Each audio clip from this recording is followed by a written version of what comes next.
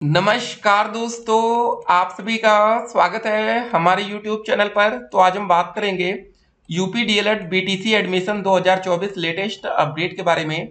तो आज हमारी तारीख हो चुकी है 5 मई 2024 की बड़ी अपडेट में। सबसे पहले बात करेंगे आज की ब्रेकिंग न्यूज। जी हाँ दोस्तों, UP DElEd BTC admission latest update हम इस वीडियो में देखेंगे। आपका ढेर सारा सवाल, उन सभी सवालों को भी हम इस वीडियो में कवर करेंगे, लेकिन दो सवाल हर वीडियो में हम बच्चों के पिक करते हैं। और देखिए सवाल यहाँ पर क्या था। देखिए ये सवाल फिर से रिपीट हो रहा है कि सर हम एमए के साथ बीएड या डीएलएड कर सकते हैं। पहले तो वैकेंसी दे फिर एडमिशन की बात करें, और हाँ भ्रष्टाचार गवर्नमेंट है, ये बातें दोस्तों यहाँ पर लिखी जा रही है। कि देखिए दोस्तों एक बात आपको बता दें, अगर कोई वैकेंसी आ जाती है और आपका डीएलएड उस समय तक नहीं हुआ रहेगा तो आपको शिक्षक भर्ती में आवेदन का मौका ही नहीं मिलेगा। ठीक है ना। तो एडमिशन या जो भी बातें, देखिए अभी यूपी में वैकेंसी नहीं आई पिछले कुछ सालों में, ये बात एकदम सही है। लेकिन दोस्तों बिहार में हमारी वैकेंसी आई। बिहार में वैकेंसी का नाम था हमारा बीपीएससी के माध्यम से, बीपीएससी टीआरई। ठीक है, 1.0 2.0 मतलब पहली वैकेंसी थी, ये दूसरी थी। और तीसरी वैकेंसी दोस्तों जो आई थी, इसका पेपर 15 मार्च को था, पेपर लीक हुआ, रद्द हुआ। दोबारा पेपर इसका जून में होगा। ठीक है। केवीएस की वैकेंसी दोस्तों आती है, जो केंद्रीय विद्यालय होता है ना 1 to 5 या 6 to 8, यहाँ तक भी आप लोग जा सकते हैं। ठीक है। तो जो भी दोस्तों मौका, यूपी में तो 6 to 8 में आपको डायरेक्ट मौका मिल जाएगा अगर डीएलएड से संबंधित है तो अब क्या है कि वैकेंसी आएगी कि नहीं, ये तो एक अलग मैटर है।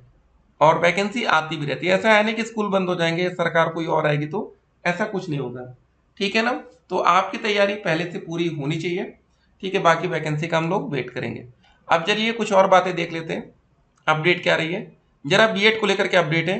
बीएड संयुक्त प्रवेश परीक्षा को दे सकेंगे 3 शहरों का विकल्प, तैयारी शुरू हो गई है। ठीक है, सत्र 2024-26 के लिए आज से ऑनलाइन आवेदन हो रहा है। ये दोस्तों अपडेट कहाँ से, उसको देखेंगे। सुप्रीम कोर्ट के आदेश के पूर्व हुई बीएड डिग्री धारकों की नियुक्तियां वैध हैं। तो दोस्तों देखिए, जिन बच्चों को पहले बीएड जिन्होंने किया था और जिनको नौकरी मिल गई, उनके लिए दिक्कत नहीं है, उनका सब कुछ सही है। देखिए यहाँ पर ये था कि उनको 1 वर्ष में ब्रिज कोर्स कराना पड़ेगा। ठीक है ना। चुनावी मतलब चुनाव की हर पोस्ट की निगरानी कर रहा है सोशल मीडिया वार रूम। यहाँ पर आप देख सकते हैं फेसबुक, इंस्टाग्राम व एक्स अकाउंट पर कड़ी नजर है। सोशल मीडिया सेल की टीम 24 घंटे कर रही है निगरानी। ठीक है, चलिए एक बात ये हो गई। इलेक्टोरल बॉन्ड सबसे बड़ा घोटाला, एसआईटी जांच हो, ये दोस्तों बिहार से अपडेट आती है। तो देखिए सबकी मांग होती है कि ये एक घोटाला है, जो भी बातें आप कह सकते हैं। अब चलिए दोस्तों हम लोग बात कर लेते हैं डीएलएड एडमिशन से संबंधित क्या अपडेट है। ठीक है। तो वीडियो में दोस्तों अब देखिए यहाँ पर समझेंगे एडमिशन का प्रोसेस क्या होता है हमारा। ठीक है।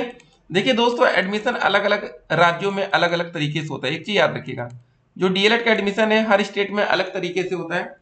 एक सवाल ये था कि क्या सर हम 12वीं पास हो गए हैं, क्या हमें यूपी डीएलएड में एडमिशन का मौका मिलेगा। जरा समझ लीजिए, अब उत्तर प्रदेश में अगर आप लोग डीएलएड करना चाहते हैं तो यहाँ पर जो एलिजिबिलिटी क्राइटेरिया है, मिनिमम दोस्तों जो आपकी योग्यता होनी चाहिए वो होनी चाहिए ग्रेजुएशन। अब दोस्तों अगली कंडीशन ये है कि इस समय मई का महीना चला, 5 तारीख है। बहुत से दोस्तों कॉलेज में उत्तर प्रदेश में ही, ठीक है, जो आपका बीएससी बीएफ फाइनल ईयर के जो भी बच्चे हैं, मतलब उनका पेपर या तो हो गया होगा या तो पेपर होने वाला होगा। ठीक है, दो ही कंडीशन होगी। लेकिन एडमिशन कब आपको मिलता है, एक बात याद रखिए, डीएलएड में जब भी दोस्तों आवेदन का प्रोसेस आएगा तो उस समय तक आप लोग का जो फाइनल ईयर का पेपर हुआ उसका रिजल्ट आ जाना चाहिए। क्योंकि दोस्तों जब आप लोग आवेदन करते हैं ना, तो पहले ही पेज में आपसे ग्रेजुएशन के नंबर मांगे जाते हैं कि पहला साल दूसरा तीनों साल का टोटल आपके नंबर कितने बने हैं और कितने में से बने हैं। ठीक है। तो यहाँ पर यह देखा जाता है कि क्या आपका मिनिमम 50%, ग्रेजुएशन में मिनिमम 50%, जनरल कैटेगरी के लिए, आरक्षित वर्ग के लिए 45%। लेकिन दोस्तों ये आरक्षित में ईडब्ल्यूएस शायद लागू ना हो, ये 50 में चला जाएगा। ठीक है, इसको जरा ध्यान दीजिएगा। चलिए फिलहाल अभी आएगा नोटिफिकेशन, देखेंगे हम लोग। तो फिलहाल दोस्तों 12वीं पास छात्रों को डीएलएड में मौका मिलता जरूर है, लेकिन यूपी में यहाँ दिक्कत रहती है। ठीक है। तो बहुत से बच्चे भी ग्रेजुएशन के फर्स्ट ईयर में होंगे, सेकंड ईयर में कोई होगा, कोई फाइनल ईयर में होगा, या 4 साल का ग्रेजुएशन होगा किसी का। एज लिमिट दोस्तों मिनिमम आपकी एज 18 साल हो जानी चाहिए। फीस आपकी दोस्तों देखिए, फॉर्म भरने के लिए आवेदन की फीस 700 रुपये तक मैक्सिमम, या हो सकता है इस बार कुछ और बढ़ा दिया जाए। और कॉलेज में पढ़ने के लिए एडमिशन फीस 41,000 से लेके 10,200, आपका सरकारी कॉलेज में 10,200। ठीक है, प्राइवेट कॉलेज में 41,000। अगर जब आप लोग टीचर बन जाएंगे तब आपकी सैलरी क्या होगी, सरकारी शिक्षक की सैलरी क्या हो सकती है, तो आपको बताना चाहेंगे जब दोस्तों आप लोग टीचर बनेंगे तो आप लोगों की सैलरी, ठीक है, 45,000 से लेके 50-60,000 उस समय तक 2 सालों में आगे, क्योंकि देखिए 2026 तक आपका जाकर डीएलएड कंप्लीट होगा, तो आने वाले 2 सालों में और सैलरी टीचरों की बढ़ती जाएगी, हर साल कुछ ना कुछ बढ़ती है, तो ठीक है उस समय तक एक अच्छी खासी सैलरी बढ़ चुकी होगी। ठीक है, तो अभी आप लोग को बिल्कुल परेशान नहीं होना है, ठीक है ना। बहुत से बच्चे परेशान हो जाते हैं, सर कैसे क्या होगा, ठीक है। तो शिक्षक बनने का नियम क्या है, ये दोस्तों जो आपने हाई स्कूल में नंबर पा रखे हैं, 12वीं में, ग्रेजुएशन में, और अभी डीएलएड करेंगे, तो ये 200 नंबर आपके लिए इंपॉर्टेंट होगा। यूपी की बात कर लें, लेकिन जो बिहार में वैकेंसी आई थी वहां पर दोस्तों जैसे आप कोई पेपर देते हैं ना, तो उसी की मेरिट के बेस पर वहां पर नौकरी दी गई, ठीक है। हाँ, डीएलएड में एडमिशन कैसे होगा, कैसे आपका मतलब एंट्रेंस एग्जाम तो होता नहीं यूपी में। देखिए बीएड करेंगे आप लोग तो एंट्रेंस एग्जाम देना पड़ेगा, लेकिन दोस्तों जब आप लोग डीएलएड करेंगे तो भैया मेरिट के आधार पर।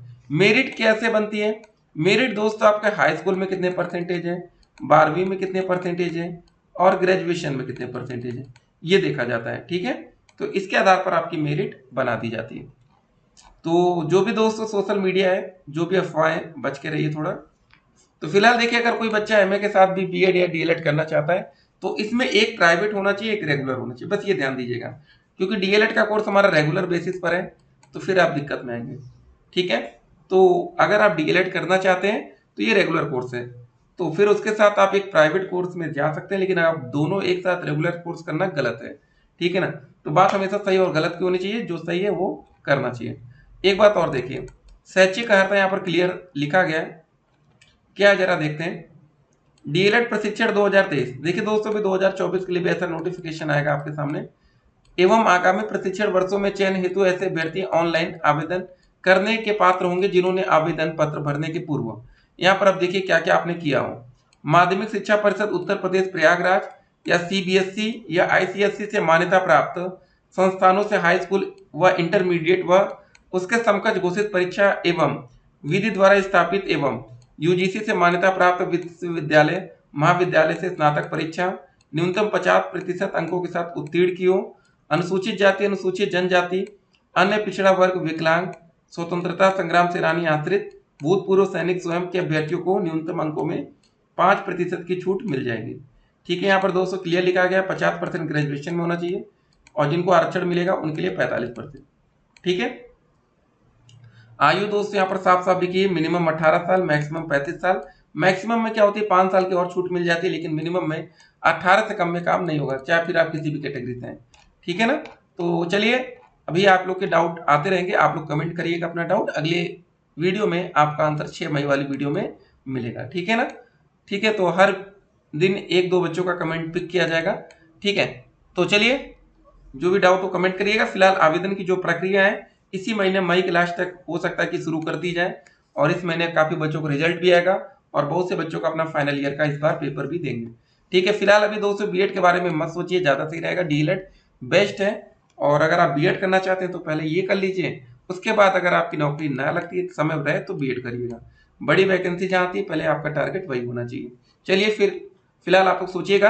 हाँ, और सरकारी कॉलेज की कट ऑफ जनरल में 230 प्लस मान के चलिए, ईडब्ल्यूएस में 225, ओबीसी में 225 प्लस, एससी में 220 से 210 नंबर, एसटी में भी वही 200 प्लस, फिजिकल हैंडीकैप में 180 प्लस, ठीक है। और विस्तृत देखेंगे अगली वीडियो में, फिर मिलते हैं, स्टे कनेक्टेड।